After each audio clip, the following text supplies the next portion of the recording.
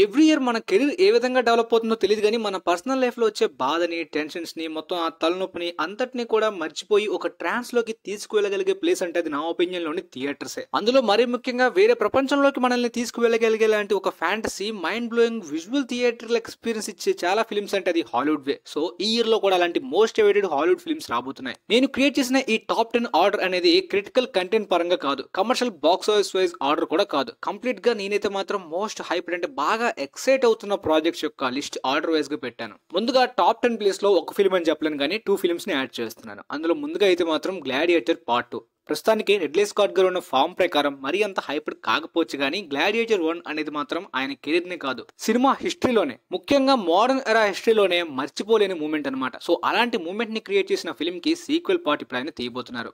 Of course vintage టైంలోని ఆ range form లో ప్రెసెంట్ రిడ్లీ స్కాట్ గారు లేకపోయినా రీసెంట్ గా ఆయన తీసిన లాస్ట్ డ్యూయల్ చూసిన తర్వాత నాకైతే ఈ జాన్రాస్ అయిన క్యాపబిలిటీ అయితే మాత్రం ఇంకా ఆయనలో ఉంది, తీయగలడు అని నమ్మకం ఉంది. మరి చూడాలి. మరి కాస్టింగ్ లోని Paul Mescal, Denzel Washington and Pedro Pascal లాంటి యాక్టర్స్ లిస్ట్ కూడా ఉంది. ఈ ఇయర్ నవంబర్ 22 ఫిల్మ్ రిలీజ్ కాబోతుంది. రిలీజ్ డేట్ అయితే మాత్రం మంచి ముహూర్తం కావదని నాకు అనిపిస్తుంది, ఎందుకంటే రీసెంట్ గా ఆయన నెపోలియన్ కూడా ఆ డేట్ ని రిలీజ్ అయింది. ఇక సేమ్ ప్లేస్ లో పెట్టాలనుకున్న మరొక ఫిల్మ్ బాలెరినా, జాన్ విక్ ఫ్రాంచైజ్ లో వస్తున్న ఒక స్పిన్ ఆఫ్ యాక్షన్ ఫిల్మ్. ఇంతవరకు జాన్ విక్ ఫ్రాంచైజ్ లో వచ్చిన అన్ని యాక్షన్ ఫిల్మ్స్ లోని టేకింగ్ గానీ, స్టోరీ టెల్లింగ్ గానీ, కొరియోగ్రఫీ గానీ ఒక మొమెంటం ని మెయింటైన్ చేస్తూ వస్తున్నాయి. సో ఈ ఎన్ఐడి ఆర్మస్ కాస్టింగ్ లో వస్తున్న ఈ బాలెరినా కూడా అదే రేంజ్ మొమెంటం ని అందిస్తుందని చెప్పి ఒక యాక్షన్ ఫిల్మ్ లవర్ గా ఎక్సైట్ అవుతున్నాను. బస్ ప్రకారం కియాను రీవ్స్ క్యామియో కూడా ఫిల్మ్ లోని జాన్ విక్ గా ఉన్నట్టు న్యూస్ వస్తుంది. ఈ ఇయర్ జూన్ 7th రిలీజ్ చేయడానికి ప్లాన్ చేసుకున్నారు. తర్వాత number 9 Mufasa the lion king. Lion king part 1 మీలో చాలా మంది యానిమేటెడ్ ఫిల్మ్ గా చూస్తుంటారు అండ్ లైవ్ యాక్షన్ గా కూడా చూస్తుంటారు. అఫ్ కోర్స్ లైవ్ యాక్షన్ అనేది యానిమేటెడ్ ఫిల్మ్ రేంజ్ కిక్ అయితే ఇవ్వనప్పటికీ ఆ విఎఫ్ఎక్స్ పరంగా ఒక డిఫరెంట్ ఎక్స్పీరియన్స్ అయితే థియేటర్స్ లోని అందించింది. సో దానికి కంటిన్యూషన్ గా రాబోతున్న ఈ ఫిల్మ్ మీద కూడా ఒక విధమైన హైప్ అయితే మాత్రం ఖచ్చితంగా ఉంది. బట్ కమర్షియల్ గా దీన్ని ఆ విధమైన హైప్ అండ్ ఎక్సైట్మెంట్ ని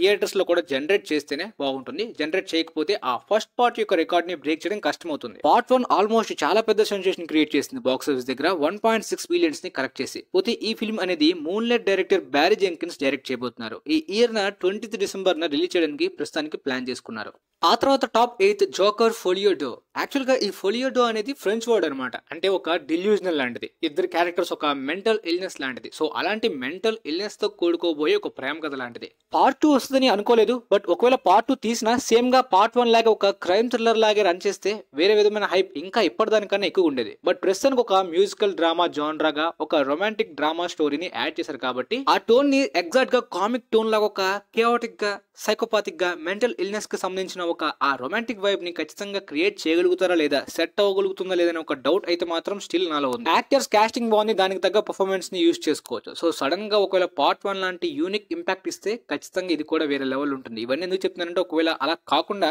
క్రైమ్ థ్రిల్లర్ లాగా, సైకలాజికల్ థ్రిల్లర్ లాగా ఉండుంటే వేరే లెవెల్ హైప్ ఉండేది, టాప్ 5 లోని ఖచ్చితంగా ఉండేది. ఇప్పటికీ కూడా ఒక లాలాల్యాండ్ లాంటి మ్యూజికల్ డ్రామాని మెలో డ్రామాటిక్ గా యూజ్ చేసుకుండా బాగా యూజ్ చేసుకుంటే ఖచ్చితంగా పొటెన్షియల్ అయితే స్టిల్ ఈ సీక్వెల్ కు ఉంది. చూద్దాం, మరి మనం వెయిట్ చేయడం తప్ప ఏం చేయగలం. సో ఇక తర్వాత Spider Man Across the Spider Verse తర్వాత సీక్వెల్ గా Spider Man Beyond the Spider Verse film ని అనౌన్స్ చేశారు అండ్ క్లైమాక్స్ లో చూపించారు. యాక్చువల్ గా ఈ ఇయర్ మార్చ్ కి రిలీజ్ చేయడానికి ప్లాన్ చేసుకున్నారు. హాలీవుడ్ స్ట్రైక్స్ వల్ల అన్ఫార్చునేట్లీ పోస్ట్ పోన్ చేస్తున్నారు. దారుణం ఏంటంటే ఏ టైం కి పోస్ట్ పోన్ అవుతుందో క్లారిటీగా డేట్ అయితే మాత్రం చెప్పలేదు, కానీ ఈ ఇయర్ లో రిలీజ్ అవుతున్నట్టు స్లేట్ లిస్ట్ లో ఉంది. కాకపోతే ఆన్లైన్ లో చాలా సైట్స్ లో ఉండే ట్రివియా మొత్తాన్ని కూడా తొలగించారు. మరి రీజన్ ఏంటో క్లారిటీగా తెలియదు, కానీ మోస్ట్ హైప్డ్ ఫిల్మ్స్ లోని ఈ ఇయర్ లో ఈ ఫిల్మ్ కూడా ఒకటి. Personally Spider Man Into the Spider Verse range across the Spider Verse నాకు ఆ కిక్ ఇవ్వలేదు. కాకపోతే క్లైమాక్స్ లోని ఆ ప్రీ క్లైమాక్స్ నుండి అయితే మాత్రం upcoming Beyond the Spider Verse కి కావాల్సినంత హైప్ ని జనరేట్ చేసేలాంటి క్లిఫ్ హ్యాంగర్స్ ని వదిలారు. మరి ఆ క్లిఫ్ హ్యాంగర్స్ ని క్లారిటీ చేయడం మాత్రమే కాదు, హైప్ కి తగ్గట్టు పార్ట్ 1 రేంజ్ లోని ఈ థర్డ్ పార్ట్ అయినా ఉంటే ఖచ్చితంగా మంచి ఎక్స్పీరియన్స్ ఇస్తుంది థియేటర్స్ లో. తర్వాత నెంబర్ 6 కుంగ్ ఫు పాండా 4. కుంగ్ ఫు పాండా యొక్క ట్రయాలజీ చాలా మందికి ఒక స్పెషల్ కనెక్షన్ ఉంటుంది. యాక్చువల్ గా యానిమేటెడ్ ఫిల్మ్స్ నచ్చని వాళ్ళకి కూడా ఆ కనెక్షన్ అనేది ఆ ట్రయాలజీ అందిస్తుంది. సో ఈ పార్ట్ 4 గురించి కూడా చాలా మంది ఆ విధమైన హైప్ తోటి ఈగర్లీ వెయిట్ చేస్తున్నారు అండ్ స్పెషల్ ఫ్యాన్ బేస్ కూడా ఉంది ఈ కుంగ్ ఫు పాండా ఫిల్మ్స్ కి. రీసెంట్ గా వచ్చిన ట్రైలర్ కి కూడా చాలా మంచి రెస్పాన్స్ వచ్చింది. ఈ year March 29th world wide గా రిలీజ్ చేయడానికి ప్లాన్ చేసుకున్నారు. తర్వాత నెంబర్ 5 ఫ్యూరియోసా ఏ మ్యాడ్ మ్యాక్స్ సాగా. మ్యాడ్ మ్యాక్స్ ఫ్యూరీ రోడ్ కి ప్రీక్వెల్ అన్నమాట. మ్యాడ్ మ్యాక్స్ తోటి జార్జ్ మిల్లర్ గారు అందించిన థియేట్రికల్ ఎక్స్పీరియన్స్ అనేది ఈ మోడర్న్ సినిమా హిస్టరీలోనే అస్సలు మర్చిపోలేని ఎక్స్పీరియన్స్ అనమాట. ఖచ్చితంగా ఈ ప్రీక్వెల్ కూడా ఆ రేంజ్ లో ఉండబోతున్నట్టు రీసెంట్ గా వస్తున్న పోస్టర్స్ గానీ ఆ ప్రమోషనల్ వీడియో కంటెంట్స్ ద్వారా క్లారిటీగా హైప్ వేరే లెవెల్ కు వెళ్ళింది. ఈ సమ్మర్ లో మీకు దగ్గరలో అనుకూలంగా ఉన్న ఒక మంచి బిగ్ స్క్రీన్ సౌండ్ సిస్టమ్ ఉన్న థియేటర్ ని చూస్ చేసుకోండి. ఈ ఫిల్మ్ గురించి అదిరిపోయే ఎక్స్పీరియన్స్ ఇస్తుంది. ఈ సమ్మర్ కి May 23న ఫిల్మ్ వరల్డ్ వైడ్ గా రిలీజ్ కాబోతుంది. కాస్టింగ్ కూడా బాగుంది. Chris Hemsworth and Anya Taylor Joy ఇద్దరు కూడా డిఫరెంట్ లుక్స్ లో కనిపించబోతున్నారు. తర్వాత number 4 Godzilla and Kong the New Empire. Recent గా చూసిన మోనార్క్ సిరీస్ తర్వాత హైప్ అనేది ఇంకాస్త ఎక్కువగా పెరిగింది. లేదంటే మాత్రం ఖచ్చితంగా ఇది ఈ రేంజ్ హైప్ లో అసలు టాప్ 5 లిస్ట్ లో ఖచ్చితంగా ఉండేది కాదు. ఎందుకంటే రీసెంట్ గా వచ్చిన గాడ్జిల్లా వర్సెస్ కాంగ్ అయితే కొద్దిగా డిసప్పాయింటింగ్ గా అనిపించింది. అంటే నార్మల్ పాప్కార్న్ ఫిల్మ్స్ మరీ అంత ఎక్సైట్ అయ్యేలాగా ఏముంటుంది అనే ఫీల్ క్రియేట్ అయింది ఈ యూనివర్స్ మీద. బట్ మోనార్క్ చూసిన తర్వాత ఈ యూనివర్స్ లో పొటెన్షియల్ చాలా హెవీగా ఉంది. దాన్ని సరిగ్గా వాడుకోవచ్చు అని చెప్పి ఒక నమ్మకం అయితే బాగా కలిగింది. సో ఈ upcoming part only popcorn entertainment మాత్రమే కాకుండా ఆ హ్యూమన్ క్యారెక్టర్స్ ని అండ్ మెయిన్ స్టోరీకి కొద్దిగా కనెక్ట్ అయ్యే విధమైన ఎమోషన్ ని బాగా పెడితే ఖచ్చితంగా ఒక మంచి ఎంటర్టైన్మెంట్ ఖచ్చితంగా ఈ ఫిల్మ్ బిగ్ స్క్రీన్స్ మీద ఇస్తుంది ఆడియన్స్ కి.